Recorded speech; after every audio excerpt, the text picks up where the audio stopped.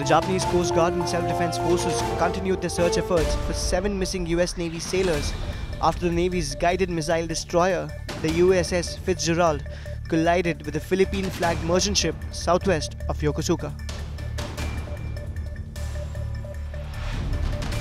Hundreds of members of the far-right anti-immigration group Identitarian Movement took to the streets of Berlin. While the demonstration passed without major incident, police arrested several counter-protesters who blocked the protesters' route.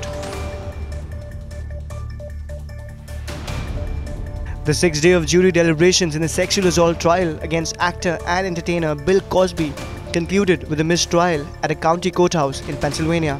Had he been convicted, Cosby would have faced 10 years in prison and over $25,000 fine.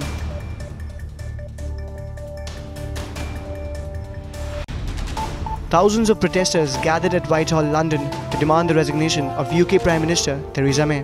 The protests come in light of the latest general election results and in the aftermath of the deadly Grenfell fire.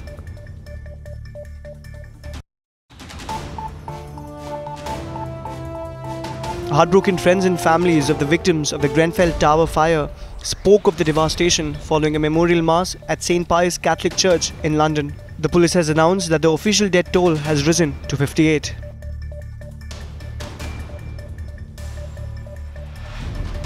Police arrested a number of activists participating in a counter-protest targeting the anti-immigration Identitarian Movement demonstration in Berlin. Marching under the banner Future of Europe, the anti-immigration Identitarian Movement is calling for the defense of their identity, culture and lifestyle.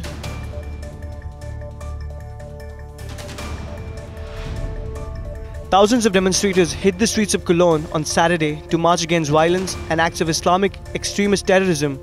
A similar demonstration is scheduled to be held on 23rd of June across the country.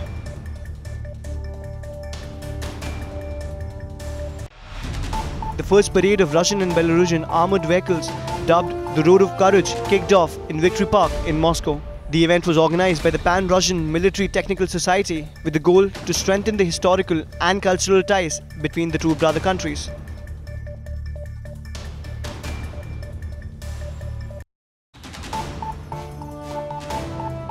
Protesters gathered outside Minnesota Capitol in St. Paul following a jury's verdict that found former St. Anthony police officer Geronimo Yanez not guilty in the 2016 shooting of Philando Castile. Demonstrators demanded justice and held placards reading "Black Lives Matter" and "Unite for Justice."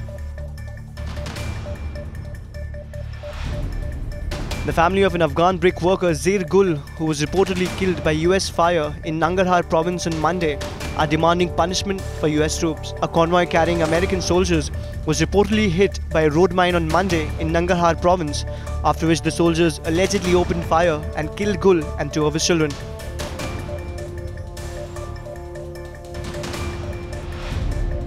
Thousands of people marched through Belo Horizonte calling for the resignation of Brazilian President Michel Temer and for a new round of elections. Members of the National Union of Students and Popular Brazil Front gathered at Afonso Arinos Square with placards and banners demanding fresh elections. NATO's Iron Wolf 2017 military drills continued on the rivers of Gaizuno training area and its surroundings. A training group composed of units from Germany, Belgium, Norway and the Netherlands conducted a series of pontoon building exercises as part of the drills. The Iron Wolf 2017 exercises involved more than 5,300 troops and were launched in Lithuania on June 12th.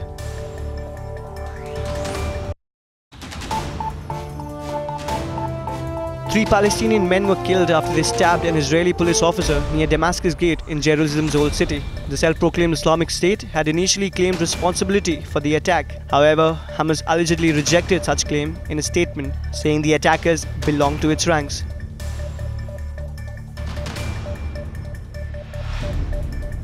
Unknown assailants built barricades made of trash bins and set them on fire in Berlin suburbs, destroying at least 3 parked vehicles.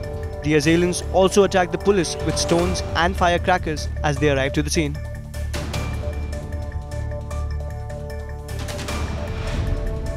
Opponents and supporters of US President Donald Trump faced off in Miami, moments after Trump announced a revision of the US-Cuban relations. The two demonstrations were staged 1 block away from a theater where Trump was presenting the new Cuba-related policies. British Prime Minister Theresa May's car was charged by furious protesters calling for justice for the Grenfell Tower fire victims in London. The reaction came after the Prime Minister had come to the St Clement's Church close to the scene of the West London blaze to meet with the victims after initially failing to do so.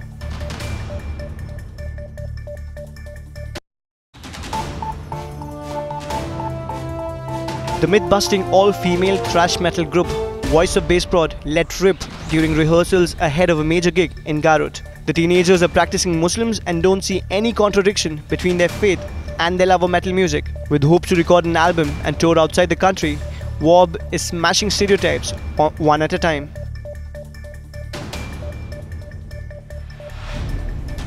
Cuban activist Diego Tintorero unfurled a US flag and chained himself onto a crane in Miami in protest against US President Donald Trump's decision to revise the US-Cuban relations.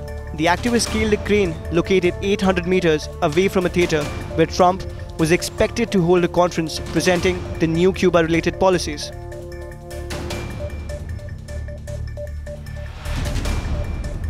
The ENEA Baxter robot predicted the victory of the Russian team in the opening match of the Confederations Cup against New Zealand in St. Petersburg. Robot Baxter reportedly will predict the results of all 16 football matches of the Confederations Cup in 2017.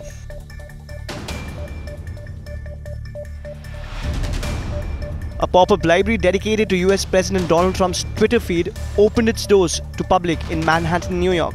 Organized by American news satire television program The Daily Show, the temporary exhibition saw hundreds of people queuing so as to get access to the library's selection of Trump's tweets.